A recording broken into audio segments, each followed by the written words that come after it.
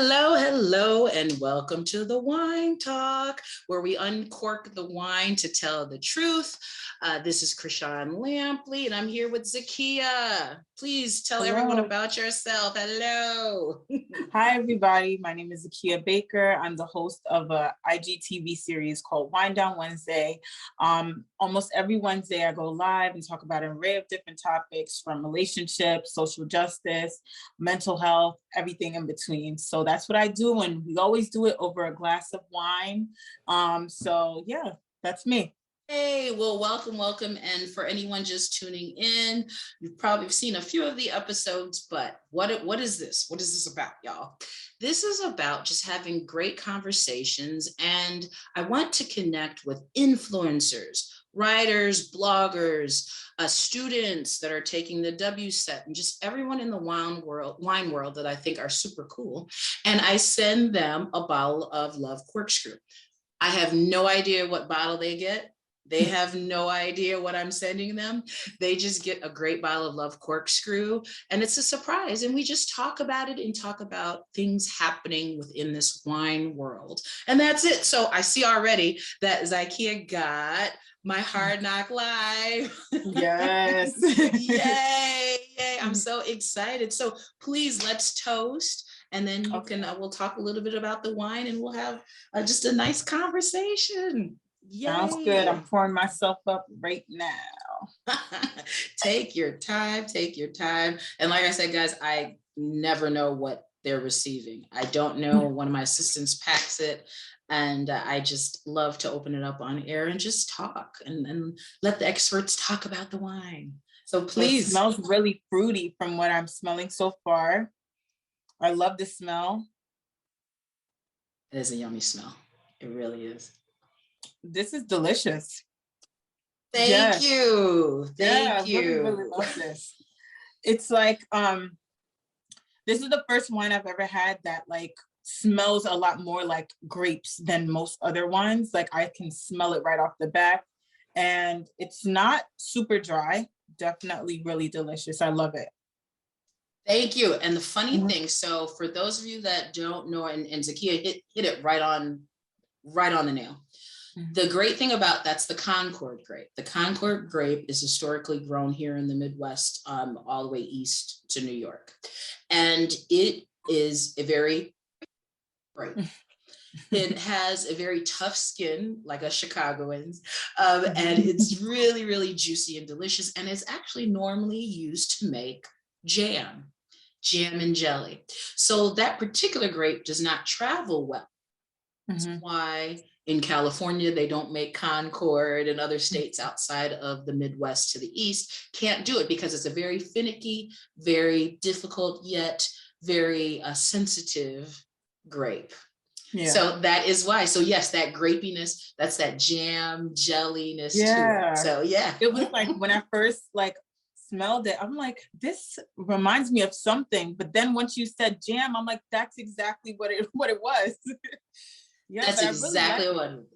Thank you. It's so cool because a lot of times when people are enjoying it, it brings back a lot of nostalgia because there will be thoughts of, their grandmother used to grow grapes in their backyard and things. So it gives this really cool kind of old world, wonderful feeling of history and lineage. And it's just fun to the Midwest. So great. I'm glad you enjoy it. And your Instagram is Wine Down Wednesdays, correct? Yes, Wine Down Wednesdays with an underscore at the end. Yes, that's me.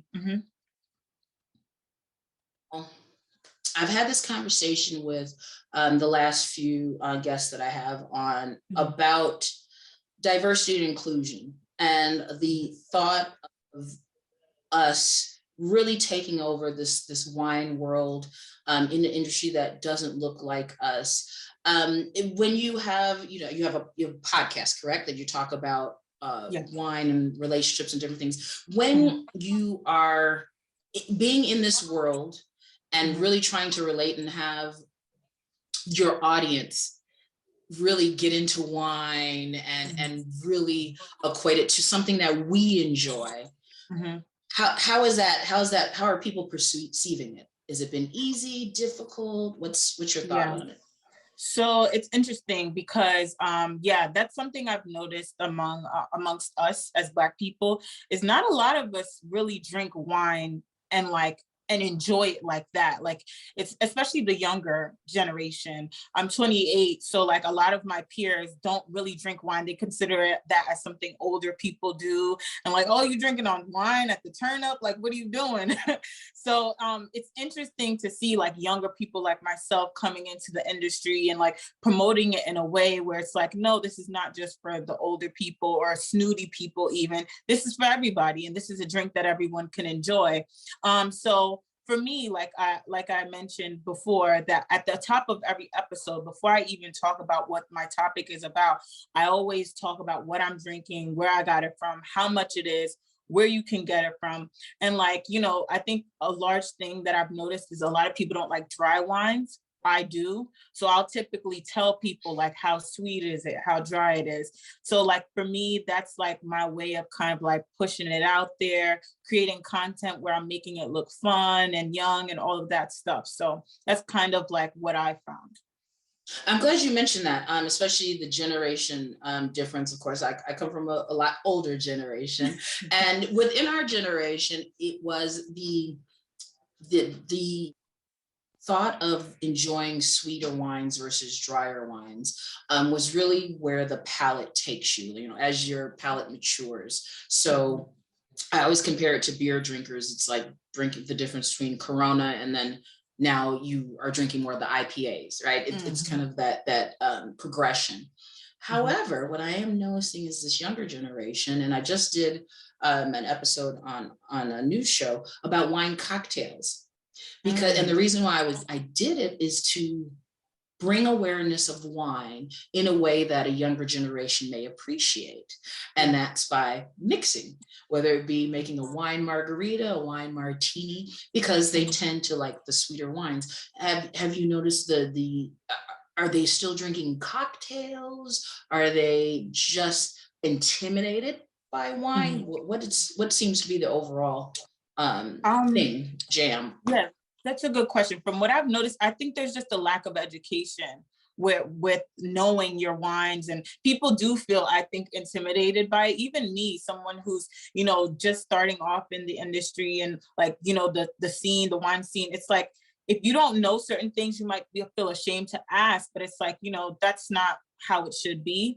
And so that's not the approach I try to go for. But yeah, I do feel like it's an intimidation thing where it's like, you know, it has this like air to it of like prestige and things like that. And so people will kind of stay away from it if they don't necessarily know what to pick. Like I've been out with friends and we're out and they're like, all right, I see all these wines, but I don't even know what to get. And so I typically start off by asking them, well, do you like sweeter? Do you like dry? You know, are you open-minded? And then, you know, that's how I kind of gauge it. But I think the wine cocktails is probably something that our generation will feel more like comfortable probably trying. Yeah, yes, I've seen that. And it's very interesting. I've gotten a great response from the younger generation okay, give me that recipe. Or they're getting married and they're like, okay, at my wedding, I want this, you know, wine cocktail, because it gives, like you said, that air of prestige and sexiness and a little more elevated, yet it's a flavor that they may enjoy, hence more adding a little more sweeter tones to it. As well as what I did, I was reading a great article a couple years back about your generation specifically, really wanting to know what they're putting in their bodies, like what nutritional benefit. So guys out there that don't know, Love Cork Screw actually puts nutritional information on the back of the bottle. Oh, yes. So you will see nutritional information on the back of the bottle, and that's unheard of in the wine world. Have you noticed our generation more in physical fitness? Is it just is it just something that's in or not in? Have you noticed anything that they're saying about, okay, I don't want to drink it because it has certain amount of calorie content? Or is there a misperception of it that, oh, I'm going to get just really, really, you know, gain so much weight because I'm drinking wine? What's the thought process? Yeah, unfortunately, I do think that you're onto something with that, with the whole like counting calories thing. I've heard a lot of women say it. I'm gonna be honest, I've heard more so white women say that, black women say that, but maybe I'm just not around those types of women. For me personally, I don't care about that. Pass me the wine. As long as it tastes good, I don't care about the calories, you know? But, you know, being sensitive to the people who do, I think the fact that you have this is just so amazing, because it wasn't until you pointed it out to me that I noticed. And I'm like, wow, I've never seen that. And that alone, I feel, could get more people to like be like, oh, let me get that one instead, you know? So Yeah, it's great. I'm glad. Yeah, because it's so funny because I've been told that before that, okay, they weren't, the expectation of having nutritional value on the back of the wine label is not normal. So now that I'm bringing it to attention, it is trying to stay relevant within your generation in wine, because exactly what you said and documented. I read it in New York Times. They discussed that your generation within the next 10 years, wine sales are going to go down about 20% based on the fact that not your generation is not drinking as much wine. They don't want to spend that much money on wine and are, you know, concerned about what to put in their bodies. However, they are more conscious of who they're buying it from. So they're looking for diversity and inclusion. They want to see a Black woman owning it, or a Hispanic woman owner, or a woman owning the wine. They're really trying to, they really want to know the story. Yeah. They really want the story. And now tell me again, you said your podcast is full, and you talk a lot about relationships and specifically within the relationship realm. So particularly dating. I am a single woman, been on the dating scene for some time now. So I always love to hear people's perspectives and their experience. And like, you know, I don't have all the answers. So I always love to hear like from a guy's point of view, or maybe an older person or a younger person, just, you know, hear everybody's point of view. That's, you know, one segment of it. We talk about some social justice. So I've talked about racial issues. I've also talked about mental health. So like, you know, toxic masculinity, Black men and their mental health. Why is it that so many Black men struggle with expressing themselves and feeling like, you know, where can they find a safe place to express themselves? So it's really just an array of different things. And then wine is always weaved into that. I love it. Now I'm going to ask the old people question. So when I was on the dating scene, I felt like a really old woman. It was really a lot more communication, transparency. Not saying that every man and woman told the truth in whatever the situation. I'm not saying that.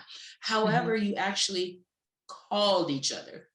You actually had conversations, or you were at an event, a dance party, a lounge, a wedding, a bar. You actually danced together and got each other's number. Yeah. I see now, I go to a restaurant with my significant other and I'm watching and I look and the couples are on their phone the whole time, not even communicating. Or you'll see a group of friends, and let's say I'm friends with them on social media. I'll see the pictures of them posting the food or tagging their friends. I'm with my girl or my guy, or I'm with my boo. But I'm like, well, why aren't you enjoying that moment? With them? Why are you so worried about taking that perfect image? Are we doing it for the perception? And meaning, are we really getting to know each other anymore? That's a good question. I honestly don't think so. I'm going to be honest with you. I think we are obsessed with putting an image of ourselves out there that we want people to perceive of us. And that's what we spend so much time curating. Outside of that, I don't think we spend enough time curating this and what goes on in here and what goes on here. And so oftentimes we have these unrealistic idea of what relationships are supposed to be, and we try our best to curate this image of ourselves that will meet that, but we're not doing the work within ourselves or doing the work to actually really meet someone who is worthy to give you that. So I totally agree with you. I see it all the time when I go out. And you know what? I'm not even gonna lie. Sometimes I'm guilty of it because I am a part of that generation where we go out and we're spending so much time on our phone. But I do have to remind myself to like stop and be present. Like it's okay if I go out one time and I don't capture a nice picture of myself or of the food. Right. It's not the end of the world. Okay. I swear it's not. And you can enjoy the moment. You can really enjoy the moment. And it's something for you to look back and just have memories. I just went out with my girlfriend who came in town visiting, and we had dinner, didn't touch our phones. Yet we're again, I don't know if this sounds like an old lady, but we'll reminisce about when we were hanging with celebrities, and we have no proof of that. There's maybe like 2 pictures, right? Surfacing. Me, my girlfriend, and Albie Sure, and me, my girlfriend, in Lauryn Hill. But that's about like it. But we hung out with tons of celebrities and did tons of fun things and traveled the world, but everything's here and it's in our hearts. Yeah. And that's the part that I don't want to miss. And to bring it back together, when it comes to wine and experiences and dinner and breaking bread with that person, whether it's your bestie, whether it's your significant other, there's so many moments that can be enjoyed. There's so many moments that could be enjoyed over a glass of wine. There's so many moments that could be enjoyed if you just put your phone down. So that's it for me preaching about it. But is everything like more Match.com? Oh, can you hear me now? Yeah. But how are you guys meeting each other? Like, is it more online dating? Or are you guys like a mutual friend introducing? How does that world work anymore? And I'll get off dating, but I just got to know. I'm so curious. It's totally fine. I could talk about this for days. But yes, unfortunately, it seems as though the only way to meet someone these days is via the dating apps. So I've been on everyone there probably is. Hinge, Bumble, BLK, all of that good stuff. But the interesting thing is that I think most of us genuinely, especially the women, I can't speak for the men, would want to meet someone organically. But when you go out, you know, even when you're just out on the town, maybe in a grocery store, everyone's hoping to have that meet cute. It doesn't happen. No one talks to each other anymore. Like you said, you'll be in the grocery store looking like a babe and nobody walks up to you. You'll be out with your girls and nobody's talking to you. Everybody's just staring. Or like, you know, my favorite thing is like if a guy sees you out the night before, he'll wait until he gets home to DM you and say something instead of talking to you right there. So can I hear your voice? Yeah. It's just different. It's totally different. And I long for the days when it wasn't like that, you know? So interesting. And I will say this, I am jealous of sometimes of the moments that you guys can capture that now. However, there's nothing about that personal interaction. There's nothing better than that personal interaction and meeting. That's just my thought process. Well, thank you for tuning in, everyone that's out there. Zakia, that was a great discussion. As you guys know, every person that I speak with, every influencer, wine expert that I speak to, we just have a good time. And none of this is made up. None of this is contrived. I just ask and have a good time. And I just long for there to be an amazing time where I don't have to talk about diversity and inclusion because it's just we're just the norm. We're just the norm. We're just the norm. And that's what I want. That's what I want. And I thank you. And please tell everyone how to follow you. Okay. So first and foremost, thank you so much for having me. This is amazing. What you're doing is amazing. You're an inspiration. But where you can find me, you guys, is at winedownwednesday _ spelled exactly the way it is. Like I mentioned, I go live almost every Wednesday. And then in addition to that, I also have another podcast called 20s Hour Pod, spelled exactly the way it's said. So thank you so much. Thank you. And everyone out there, all Love Cork Screw fans, there's tons and tons of you. I want you to follow and support this young lady. Definitely. We need to support each other because we are what we got. All right. So thank you for tuning into Wine Talk. Thank you for enjoying Hard Knock Life, which is my amazing Concord. And I was sipping on my Cabernet Sauvignon. We're moving on up. Thank you all for tuning in, and please raise the glass and cheers. Cheers. Cheers. Let's break every glass ceiling till there's no more to be broken. Yes.